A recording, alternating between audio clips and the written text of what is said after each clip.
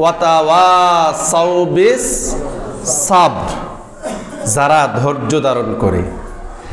আমার ভাই বলবেন, হুজুর ধৈর্য আর কত ধরবো, আমার ঘরে ভাত নাই। ধৈর্য আর কত ধরবো হুজুর, আমি এত অসুস্থ, আমি সুস্থ হইতে পারি না। আমি বলবো ভাই, আপনি যদি বেশি অসুস্থ হন তাহলে আপনি আইয়ুব আলাইহিস সালামের দিকে তাকান। আল্লাহু আকবার। আইয়ুব আলাইহিস সালাম এতটাই অসুস্থ হয়েছিলেন, ওনার গায়ে এত কেরা ছিল, এত পোকা ছিল, এমন একটা জায়গা নাই যেই জায়গার মধ্যে কিরায় কামড়ায় নাই, পোকামাকড় কামড়ায় নাই। শেষ পর্যন্ত কামড়াইতে কামড়াইতে হযরত আইয়ুব আলাইহিস সালাম, ওনার গালের মাংস শেষ, গালে কোনো মাংস নাই, শরীরের মাংস নাই, হাড়গুলো খাওয়া শুরু করছে। আইয়ুব আলাইহিস সালাম তখনও বলে নাই, আল্লাহ আমার হাড়গুলো শেষ হয়ে যাচ্ছে, আমাকে সাহায্য করো। বলতেছে, পোকা আমাকে খাইয়া যদি স্বাদ পাও আর আমার আল্লাহ যদি খুশি থাকে, আমার কোনো অভিযোগ নাই। আর হুজুর বলেন সুবহানাল্লাহ। এরপরে ভাই ঠোঁটের মাংস শেষ, জিহ্বার মধ্যে যখন কামড় মারছে, আইয়ুব আলাইহিস সালাম আল্লাহকে একটা ডাক দা বললেন, আল্লাহ আমার সারা শরীর খায়া শেষ করে দিছে, আমার কোনো অভিযোগ নাই। আল্লাহ আমার ঠোঁট শেষ, আমার কোনো অভিযোগ নাই। আল্লাহ জিহ্বার মধ্যে যখন আসছে, আমার কোনো অভিযোগ না, তোমার কাছে একটা দরখাস্ত আছে। সুবহানাল্লাহ। অভিযোগ নাকি দরখাস্ত? অভিযোগ নাই, আল্লাহ একটা দরখাস্ত আছে। আল্লাহ বললেন, আইয়ুব কি দরখাস্ত বলো, তোমার দরখাস্ত মঞ্জুর করা হবে। সুবহানাল্লাহ বলেন। আইয়ুব আলাইহিস সালাম যদি বলতেন, আল্লাহ আমার পুরোটা শরীর সুস্থ করে দাও, আল্লাহ বলতো মঞ্জুর। সুবহানাল্লাহ। আইয়ুব আলাইহিস সালাম যদি বলতো, আল্লাহ আমার সম্পদ ফিরিয়ে দাও, রাজত্ব ফিরিয়ে দাও, সব কিছু ফিরিয়ে দাও, আমার আল্লাহ বলতেন মঞ্জুর করে নিলাম। আইয়ুব আলাইহিস সালাম এরকম বলেন নাই। আইয়ুব আলাইহিস সালাম বলতেছে, আল্লাহ আমার শরীর খাইছে, সমস্যা নাই, হাড়গুলো খাইতেছে, কোনো সমস্যা নাই।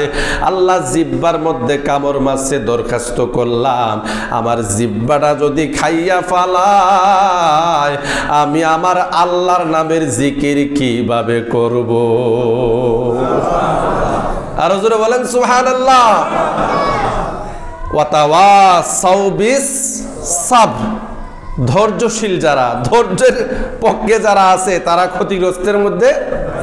আমার ভাইয়েরা যেই মাত্র বললেন, আল্লাহ আমার জিহ্বাটা খাইলে আমার উপায় না, আপনাকে ডাকতে পারবো না, আপনার সাথে আমার জবান দিয়া যে কানেকশনটা হয়, আমি যেই স্বাদ পাই, আমাকে যখন কিরায় কামড়ায় আমি দুঃখ পাই না, কারণ আমি জবান দিয়ে আপনার সাথে কানেকশন লাগায় রাখছি।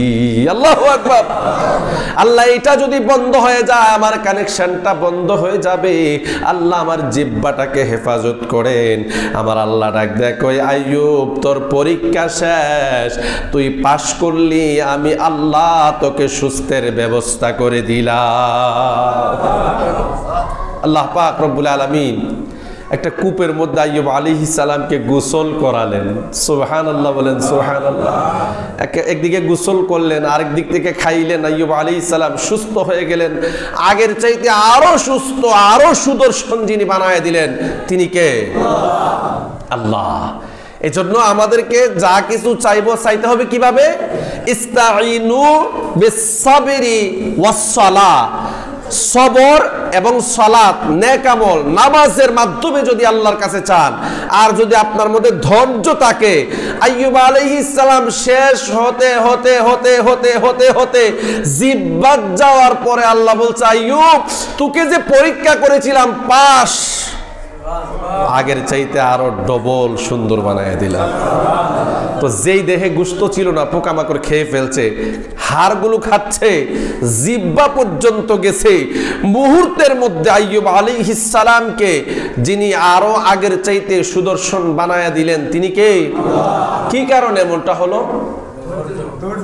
এই যে ওয়াজটা করতেছি, এই ওয়াজের সবকিছু আইয়ুব আলাইহিস সালামের মধ্যে ছিল। উনি প্রথমে ইমানদার ছিলেন। সুবহানাল্লাহ বলেন। বিশ্বাস করতেন কাকে? আল্লাহকে, লা ইলাহা ইল্লাল্লাহ। সব নবীরা একই দাওয়াত দিয়েছেন। সব নবীরা কি দাওয়াত দিয়েছেন? এক দাওয়াত দিয়েছেন। মেরাজের রজনীতে আল্লাহ রাসূল সাল্লাল্লাহু আলাইহি সাল্লাম এই কথা 1 লক্ষ মতান্তরে 2,24,000 পয়গাম্বরকে জিজ্ঞেস করেছিলেন। সবাই এক বাক্যে বলছেন, আমাদের একটাই কাজ ছিল আল্লাহর একত্ববাদের দাওয়াত দেওয়া, লা ইলাহা ইল্লাল্লাহ। সুবহানাল্লাহ বলেন। তো আইয়ুব আলাইহিস সালাম প্রথমত আল্লাহকে বিশ্বাস করছেন, এরপরে তিনি নেক আমল করছেন, তিনি হকের মধ্যে ছিলেন। আর সবরের ওয়াজ আর কি বলবো আপনাদেরকে, আইয়ুব আলাইহিস সালামের সবর, আল্লাহু আকবার, আল্লাহু আকবার। কেউ যদি আইয়ুব আলাইহিস সালামের মতো সবর করতে পারে, এই ব্যক্তিরা সফল কাম হবে, তার মধ্যে কোনো সন্দেহ নাই।